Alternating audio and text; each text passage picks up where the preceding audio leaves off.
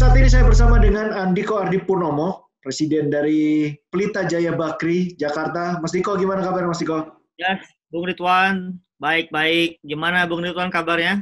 Alhamdulillah baik-baik. Saya lihat semakin Sehat aktif ya? bersepeda nih belakangan, atau malah sepeda motoran, yang mana yang ini? Enggak juga sih ya. Ya, kadang-kadang lah ya. Ada ini ya Mas Diko ya, ada mungkin bukan hanya dikatakan hobi ya, tapi passion juga ya terhadap Vespa ya. Enggak juga sih karena teman-teman aja, jadi ikut-ikutan aja.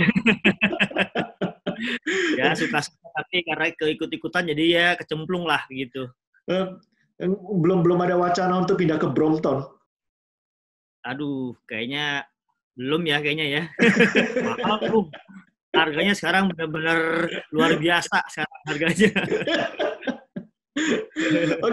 Oke Mas Diko, kita ngobrol-ngobrol sedikit masalah basket, terutama baru saja ini kan Direktur IBL Pak Yunas baru saja mengumumkan bahwa ada wacana, ada rencana bahwa IBL 2020 ini akan dilanjutkan lagi nanti, insya Allah di bulan September apabila mendapatkan izin dari gugus tugas COVID. Ya. Dari pandangan Mas Diko sendiri bagaimana dengan adanya lanjutan dari IBL 2020 ini yang kemudian disertai juga dengan wacana bahwa oleh karena COVID ini banyak pemain asing atau bisa dipastikan pemain asing tidak akan dapat memperkuat tim IBL manapun. Menurut Mas Diko sendiri bagaimana peta kekuatan Pelita Jaya dan juga kompetisi nantinya? Ya mungkin pertama-tama yang saya bilang ya kita akan mendukung lah ya apapun keputusan IBL, kita akan fully support lah. Cuman memang banyak hal-hal yang kita harus perhatikan, terutama protokol-protokol dengan masa pandemi seperti sekarang ini. Jadi mungkin kalau misalnya kemarin saya juga udah bicara dengan Pak Junas, kita diskusi lah, open discussion gitu sama beliau.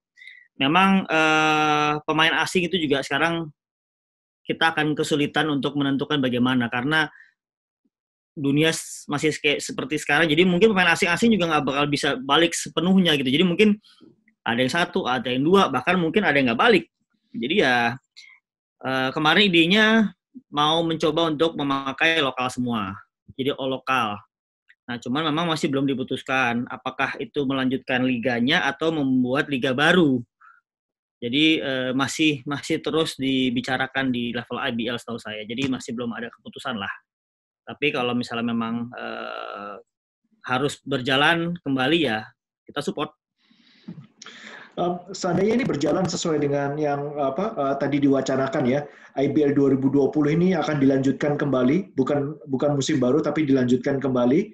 Kemudian bertanding hanya dengan para pemain lokal sendiri. Bagaimana pandangan dari tim Pelita Jaya ya? Ini merupakan tim unggulan juga di IBL 2020. Bagaimana memandang lanjutan ini? Ya kalau untuk Pelita Jaya kita sih support lah.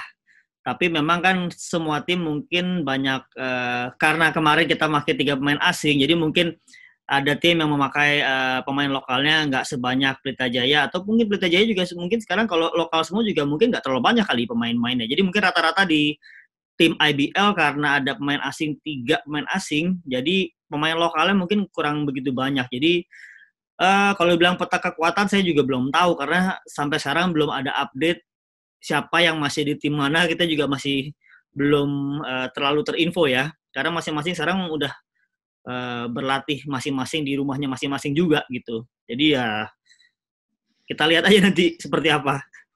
Kalau dari gambaran Mas Diko sendiri melihat dalam kondisi ideal ya kekuatan dari para pemain lokal yang dimiliki oleh Pelita Jaya, sebenarnya kekuatan Pelita Jaya nantinya apabila bermain dengan tanpa pemain asing itu fokus kekuatannya kira-kira ada di mana Mas Diko ya? Kebetulan ya memang kita sekarang kan banyak pemain muda ya. Jadi pemain-pemain yang ya kita sekarang nih banyak pemain muda, pemain seniornya juga udah nggak terlalu banyak ya. Jadi karena itu memang sekarang sedikit rata ya. Karena memang seperti kita Pelita Jaya itu sedang dibilang rebuilding juga iya, tapi ya menurut saya sih rata ya. Karena pemainnya masih banyak yang muda, Bung Ridwan. Jadi lebih bakalan memberikan kesempatan untuk pemain muda Pelita Jaya ya, nanti di IBL 2020 ini untuk mungkin kesempatan untuk bersinar mungkin ya. Iya, sepertinya seperti itu. Karena pada saat kemarin ada pemain asing, memang pemain lokalnya kan minus play-nya sangat sedikit ya. Jadi yang muda-muda, yang memang masih eager, yang masih hungry gitu ya, memang nggak dapat kesempatan begitu banyaknya. Jadi ya, mungkin hal ini bagus juga untuk mereka untuk bisa berkembang dan menunjukkan kemampuan mereka untuk liga lokal semua. Kalau kita melihat nanti bermain tim-tim lain juga bermain dengan pemain lokal, seberapa confident ya Mas Diko terhadap performa dari Pelita Jaya nanti di lanjutan IBL 2020? Saya sih confident ya, karena ya cuma kita nggak tahu karena memang kita sudah lama tidak berlatih bersama-sama, ya kan. Kondisi fisik juga pasti menurun, tapi itu pun juga semua tim kondisinya juga kurang lebih sama lah ya. Ya kita sih tetap confident karena program-program dari coach segala macam saya juga memonitor di WhatsApp grup. Memang mereka tetap berlatih untuk menjaga kondisi mereka masing-masing. Tadi sempat Mas Diko berbicara menyinggung sedikit mengenai coach. Tahun ini kan Pelita Jaya dipegang oleh Coach Oki. Bagaimana sejauh ini penilaian dari Mas Diko terhadap performa dari pelatih Coach Oki dan juga performa dari Pelita Jaya di IBL 2020 ini? Sejujurnya saya surprise. Jadi memang saya melihat Coach Oki itu detail orangnya ternyata.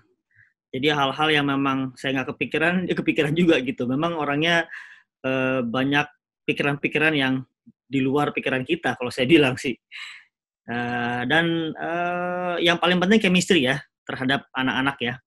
Pemain kita chemistry-nya dengan Coach Oki ya mungkin karena Coach Oki memang dulunya point guard ya dan memang dia aslinya dulu Pelita Jaya. Jadi mungkin ada sense of terhadap Pelita Jaya itu dia merasa bahwa di sini inilah dia terlahir di Pelita Jaya gitu. Dan anak-anak juga merasa ya Coach Oki bisa ngeblending anak-anak yang muda dan yang senior gitu.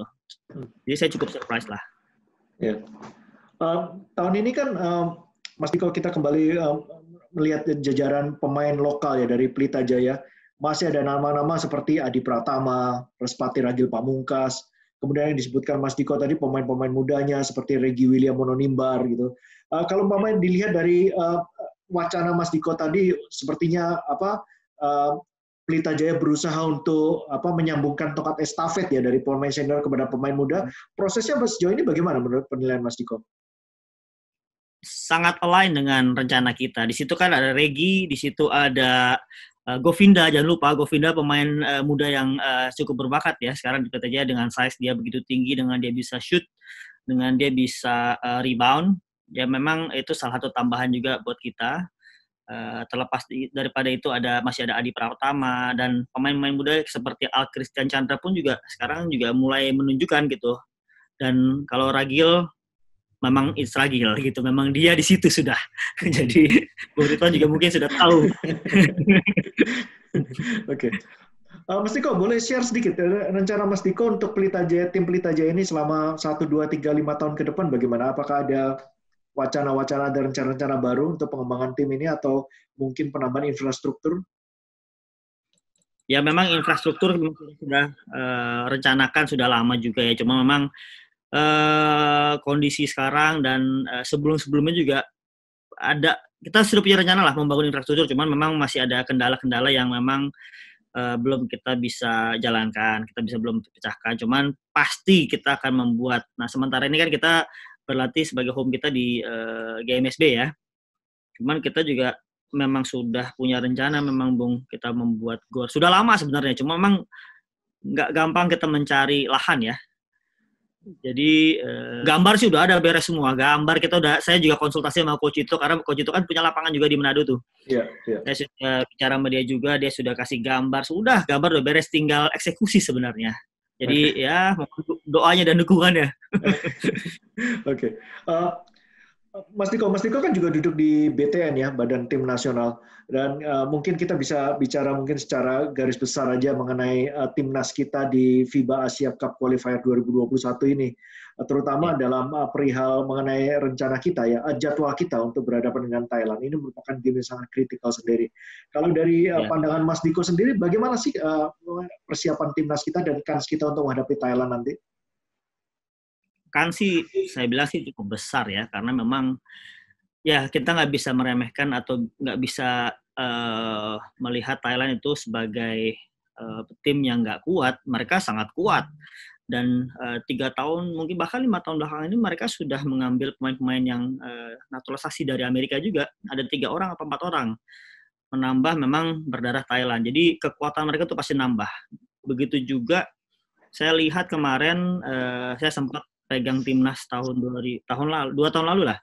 Mereka sudah, pemain-pemain lokalnya sudah cukup matang.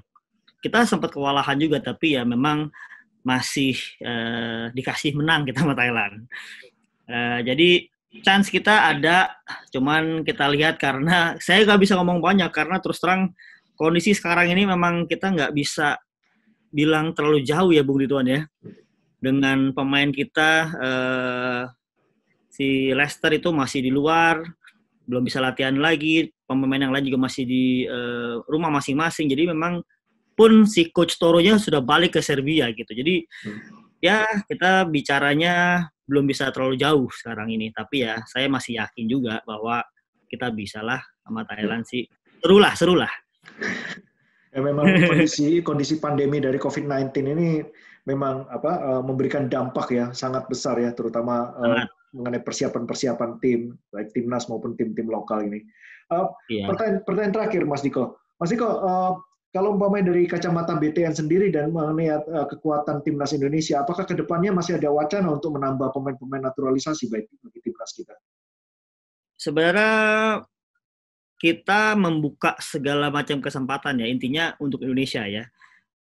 Sejauh ini sih memang kita dengan Leicester, dengan adanya Brandon juga sebagai tambahan kita, itu menurut saya kombinasi yang cukup sudah bagus.